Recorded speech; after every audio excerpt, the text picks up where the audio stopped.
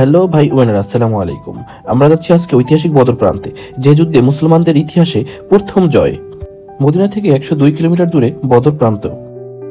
যেতে যেতে আমরা পেয়ে গেলাম নবী করিম সাল্লাল্লাহু আলাইহি ইসলামের এক ঐতিহাসিক মুজিজাময় কূপ, যার নামে বীরে শেফা, নিরাময় কূপ। কূপের নামের মধ্যে লুকিয়ে আছে মহিমা। আরবি বীর অর্থ কুয়া, শেফা অর্থ নিরাময় বা আরোগ্য। এই কূপের পানি রোগমুক্তি ও সুস্থতার প্রতীক হিসেবে বিবেচিত হয়। বদর যুদ্ধের পর এই কূপের পানি মহানবী সাল্লাল্লাহু আলাইহি ওয়াসাল্লামের একটি অলৌকিক মুজিজার মাধ্যমে বিষাক্ত ও লবণাক্ত অবস্থা থেকে সুপেয় সুব্যবস্থাপনা পরিণত হয়। আজও এই কূপের পানি মুসলমানদের জন্য রোগমুক্তি ও আশীর্বাদ হিসেবে বিবেচিত হয়ে থাকে। যুদ্ধ শেষে মহানবী সাল্লাল্লাহু আলাইহি ওয়াসাল্লাম সাহাবীরা মদিনায় ফিরে আসার পথে এই পানির সংকটে পড়েন। তখন এই বীরে শিফা কূপে এসেই পৌঁছান। সাহাবীরা কূপ থেকে পানি তোলার সাথে সাথে লবণাক্ত বিষাক্ত মনে করে নবী করিম সাল্লাল্লাহু আলাইহি ওয়াসাল্লামের কাছে সমস্যার কথা জানান। তখন রাসূল নবী করিম সাল্লাল্লাহু আলাইহি ওয়াসাল্লাম একটি পাথরে বসে আল্লাহর কাছে প্রার্থনা করেন এবং পবিত্র থুতু কূপের পানিতে ফেলেন। আল্লাহর অশেষ করুণা এবং কূপীয় পানি মিষ্টি পানিতে রূপান্তরিত হয়। অতঃপর কূপের পানি সাহাবীরা পান করেন এবং পিপাসা মিটান এবং অসুস্থ সাহাবীরা সুস্থতা লাভ করেন।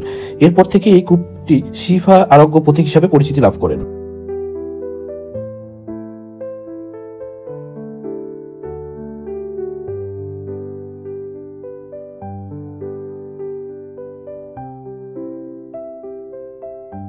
আলহামদুলিল্লাহ, আমরা বলতে বলতে বদর প্রান্তে উপস্থিত হয়ে গেছি। আমরা দেখতে পাচ্ছি মসজিদুল আরিশ।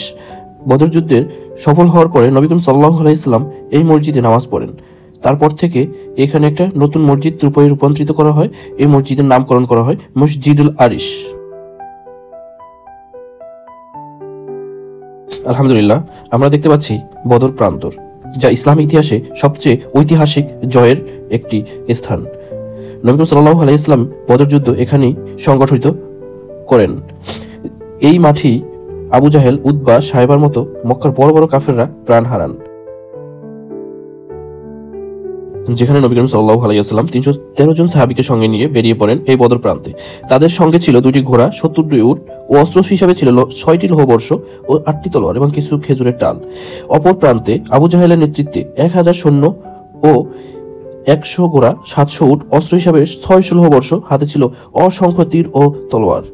সুরাকা বিন মালিকের রূপের ধরে রাস্তায় এসে দলবল নিয়ে যোগ দেয় খোদ শয়তান। খুব বীরত্ব ও অহংকারের সঙ্গে চলতে থাকে। নবী করিম সাল্লাল্লাহু আলাইহি ওয়াসাল্লাম সারা রাত জেগে নামাজ পড়েন আর আল্লাহর দরবারে ফরিয়াদ জানান, দুর্বল অসহায় সাহাবীদের পক্ষে সাহায্য চান। ফজরের নামাজের পর সাহাবীদের নিয়ে দোয়া করেন। যুদ্ধ হওয়ার আগে তিনি দোয়ায় মশগুল ছিলেন আর আল্লাহর কাছে বলেছিলেন, আপনি ওয়াদা করেছিলেন আজ তার পূর্ণ করুন।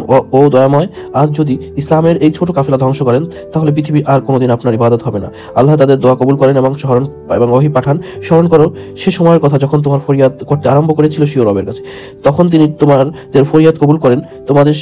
আমি তোমার সাহায্য করব। ধারাবাহিকভাবে আগত 1000 ফেরেশতার মাধ্যমে 17 নম্বর জুমাবার সকাল শুরু হয় যুদ্ধ। দলে দলে আসমান থেকে নেমে আসে ফেরেশতা দল। শয়তান তার দলবল নিয়ে পালায়ন শুরু করে। পরাজিত হয় দুশমন, বিজয় লাভ করে মুমিনরা। কাফেররা 70 জন বন্দী হয়, 17 জন নিহত হয়।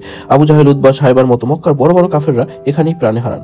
মুমিনদের শহীদ হন 14 জন। এই বিজয় তাদের মনোবল ভেড়ে যায়, আল্লাহর প্রতি বিশ্বাস গাঢ় হয়, আর্থিকভাবে স্বাবলম্বী হন। ঘরে ঘরে আনন্দ জোয়ার বইতে থাকে আর কাফেররা ভেঙে পড়ে। দুঃখে ক্ষোভে জ্বলন্ত থাকে তাদের ঘরে ঘরে শোকের মাতব।